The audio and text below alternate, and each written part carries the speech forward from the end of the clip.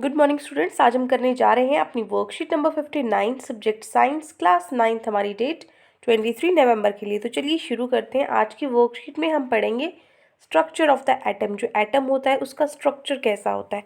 सबसे पहले आपको पता होना चाहिए कि एटम क्या होता है। तो चलिए शुरू करते हैं। सबसे पहले आपको पता है जो मैटर है वो क्या होता है। मैटर पार्टिकल्स का बना होता है जिनको हम बोलते हैं एटम्स। ठीक है, तो एटम किस चीज़ का बना होता है। जो एटम्स हैं वो बिल्डिंग ब्लॉक है मैटर का। मतलब जिससे मैटर या कोई भी सब्सटेंस बना होता है वो क्या है, एटम है। किससे बना होता है, एटम से। मतलब वो हमारी नींव है।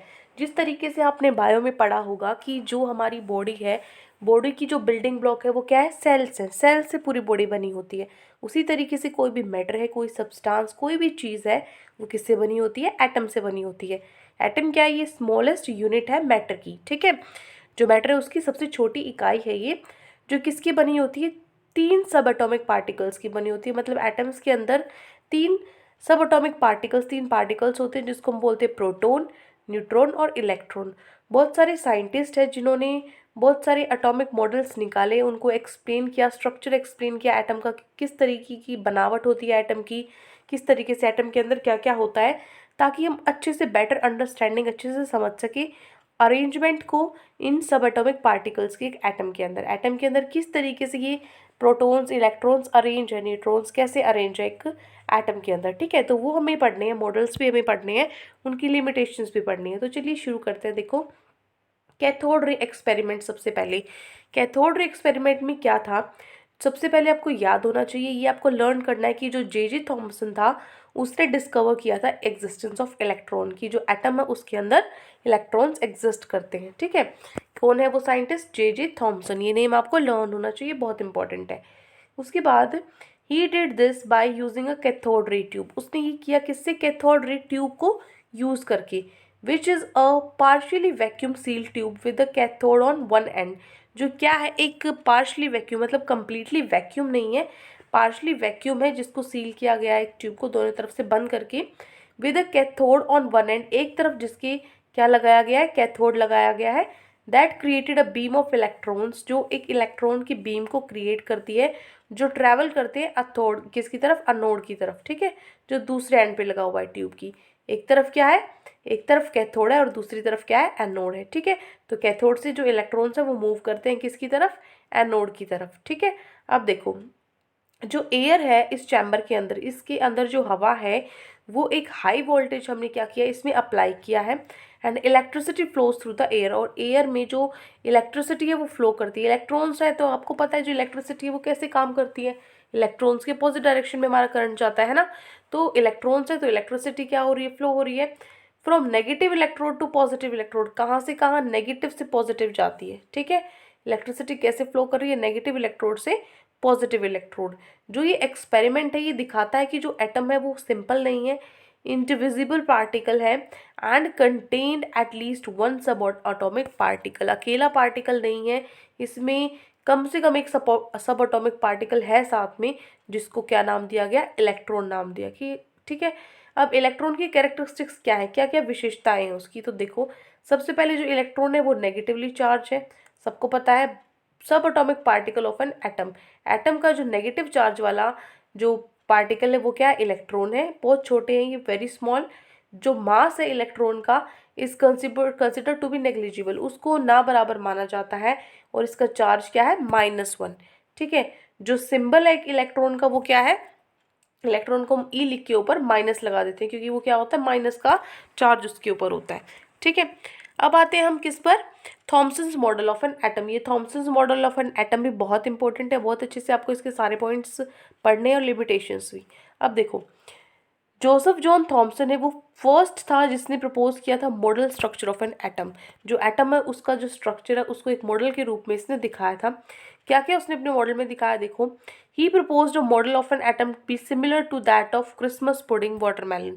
जो वाटरमेलन होता है या क्रिसमस पुडिंग होता है, जब का तरबूज होता है, उससे इसने क्या किया, इसको एटम को कंसिडर किया। ये आपको दिख रहा है यहाँ पे तरबूज है, इससे उसने तुलना की है किसकी, एटम की। ठीक है, जो रेड एडिबल पार्ट है वाटरमेलन का, जो ये आपका तरबूज है, तरबूज के अंदर जो आपको ये रेड पार्ट दिख रहा है ना, ठीक है, तो जो ये रेड पार्ट है एट इसके अंदर, वाटरमेलन के अंदर, उसको कंपेयर किया है पॉजिटिव चार्ज से। ये सब तो क्या है, पॉजिटिव चार्ज है एटम के अंदर। और जो ब्लैक सीड्स है, जो ये काले काले क्या है, बीज हैं तरबूज के, उसको कंपेयर किया इलेक्ट्रॉन से, ठीक है, जो उसके अंदर हुए हैं। तो अकॉर्डिंग टू जे थॉम्सन, तो इसके अकॉर्डिंग जो एटम है उसके अंदर क्या है, consist of positively charge sphere, उसके अंदर पॉजिटिवली चार्ज स्फीयर है और इलेक्ट्रॉन्स हैं।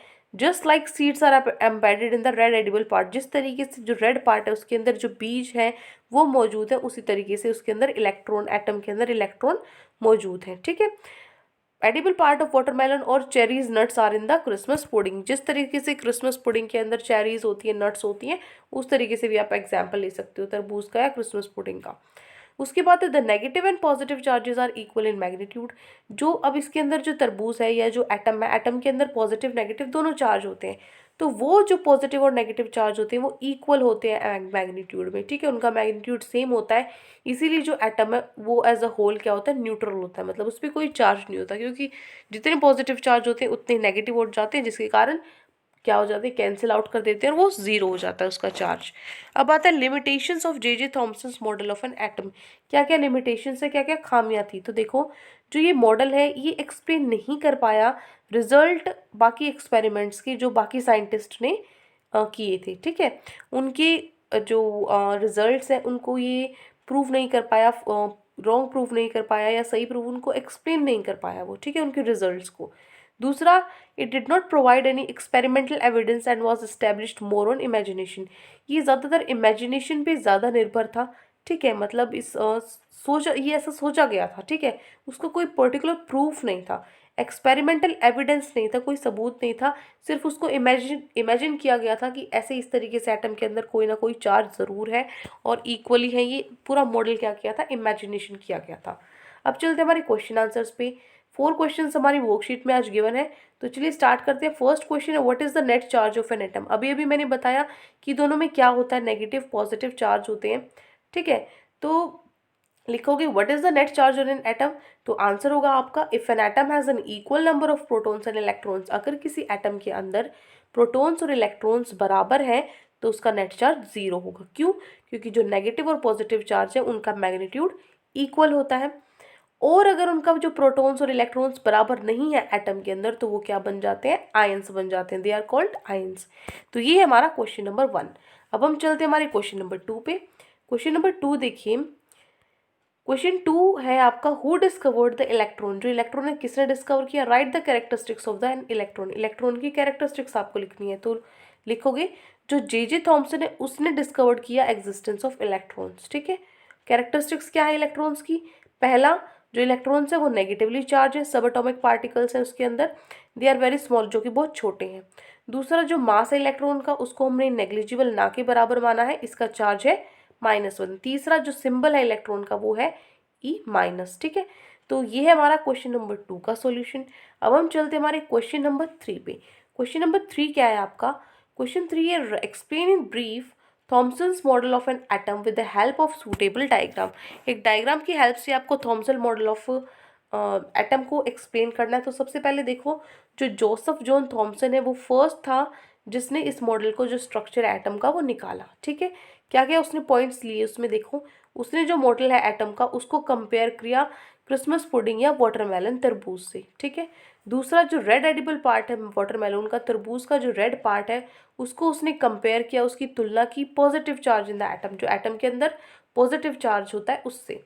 तीसरा जो ब्लैक सीड है वाटरमेलन के अंदर उनको कंपेयर किया गया इलेक्ट्रॉन्स के साथ जो है उसके ऊपर एम्बेडेड, ठीक है। अब देखो, according to J Thomson's, an atom consists of a positively charged sphere and the electrons are embedded in it, just like seeds are embedded in the red edible part of the watermelon or cherries nuts in the Christmas pudding, ठीक है। ये उसने क्या किया कि जो atom है उसके अंदर पॉजिटिवली चार्ज है, पॉजिटिवली चार्ज स्फीयर है, इलेक्ट्रॉन्स है उसके अंदर, जो सीड्स है वो रेड एडिबल पार्ट में वाटरमेलन की तरह, जैसे वाटरमेलन होता है उस तरीके से सीड्स है वो इलेक्ट्रॉन्स का काम करती है। दूसरा जो नेगेटिव और पॉजिटिव चार्ज है वो इक्वल है मैग्नीट्यूड में, जो एटम है इसलिए वो क्या है, इलेक्ट्रिकली न्यूट्रल है। डायग्राम की हेल्प से आपको समझाना था, तो नीचे आपको ये डायग्राम भी बनाना है। तो ये हो गया आपका क्वेश्चन नंबर 4, ठीक है।